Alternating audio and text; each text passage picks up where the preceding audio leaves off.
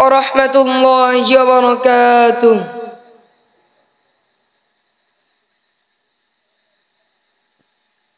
الحمد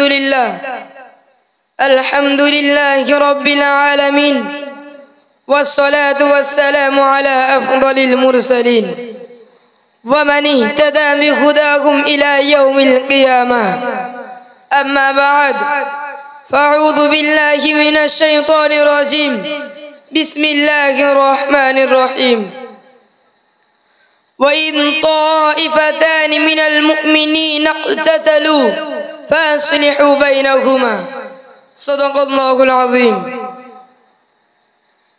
যাবতীয় উপাসনা ও সমুদয় প্রশংসা সেই মহান রব্বুল আলামিনের প্রতি, যিনি অনন্ত অসীম দয়ালু, যার বিনা অনুমতিতে চন্দ্র, সূর্য ও তারকারাজি উদিত হয় না, অস্ত্র যায় না।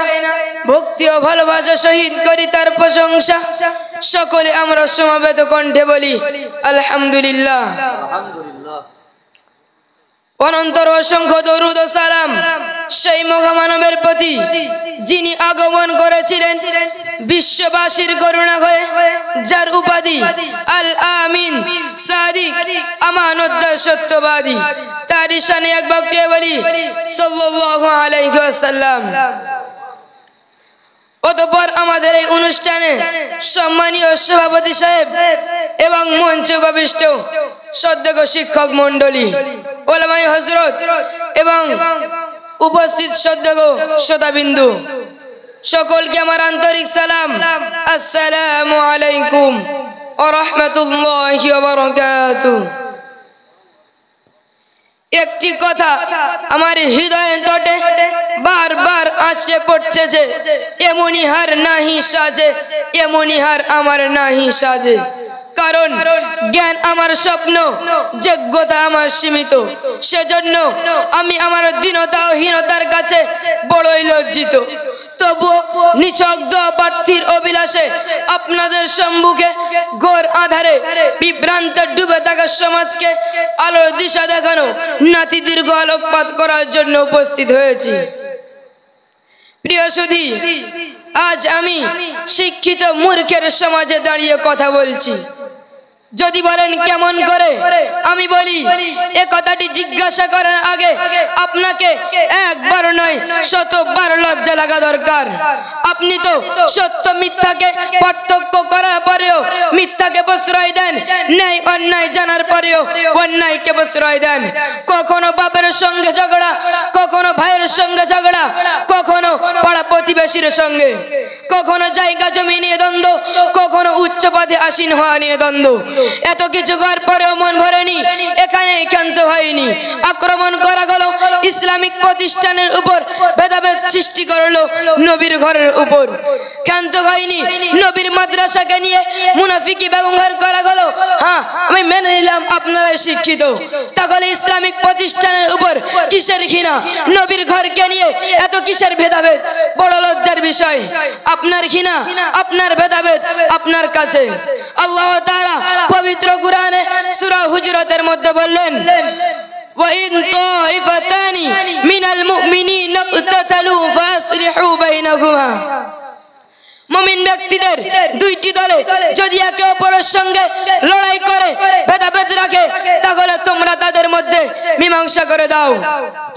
ইন্নামাল মুমিনুনা ইখওয়াতুন, নিশ্চয় মুমিন ব্যক্তিরা একে অপরের ভাই ভাই। আল্লাহ রাব্বুল আলামিনের হুকুম, ফাসলিহু বাইনা আখাওয়াইকুম, তোমরা তোমাদের ভাইদের মধ্যে মীমাংসা করে দাও। আজ এই হিংসা, ভেদাভেদ, ঘৃণা কার উপর করছেন?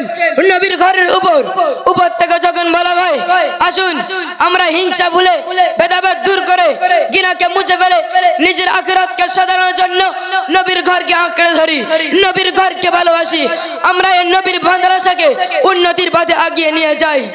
আপনাদের সহযোগিতার নবীর ঘরের খুব প্রয়োজন।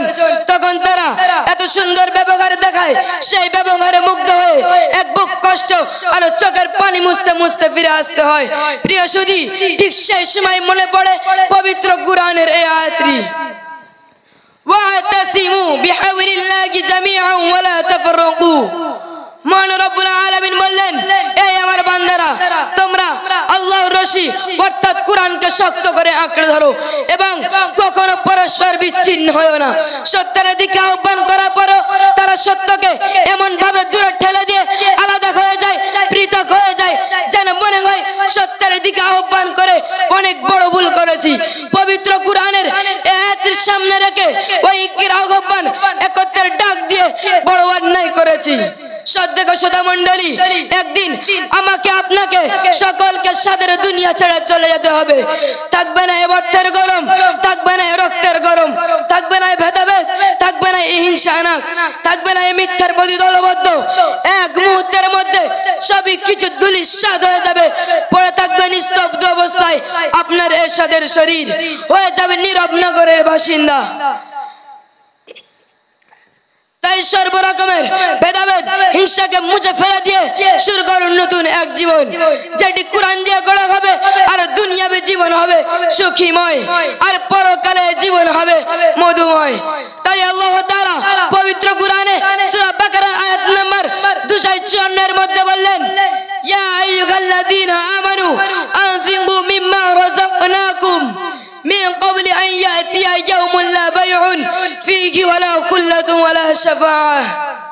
এই আমার বিশ্বাসী বান্দাগণ, আমি তোমাদেরকে যে রুজি দান করেছি তার থেকে তোমরা আমার রাস্তায় অর্থাৎ আল্লাহর রাস্তায় দান করো। সেই দিন আসার পূর্বে যেদিন কোনো ক্রয় বিক্রয় হবে না, কোনো বেচাকেনা হবে না, যেদিন কোনো বন্ধুত্ব কাজে আসবে না এবং কোন সুপারিশকারীও থাকবে না।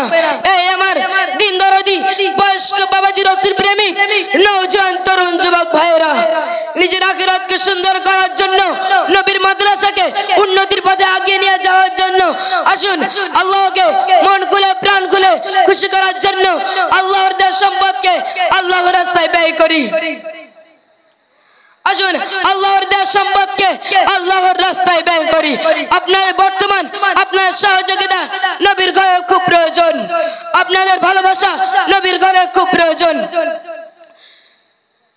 আপনাদের সহযোগিতা নবীর ঘরে খুব প্রয়োজন, আপনার সহযোগিতা নবীর ঘরে খুব প্রয়োজন।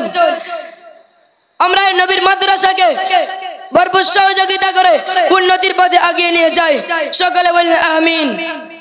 ওয়া আখিরু দাওয়ানা আনিল হামদুলিল্লাহি রাব্বিল আলামিন। আমার ভাষার দ্বারাই যদি কেউ কষ্ট পেয়ে থাকেন, নিজের সন্তান মনে করে আল্লাহর রাস্তায় ক্ষমা করবেন। আসসালামু আলাইকুম।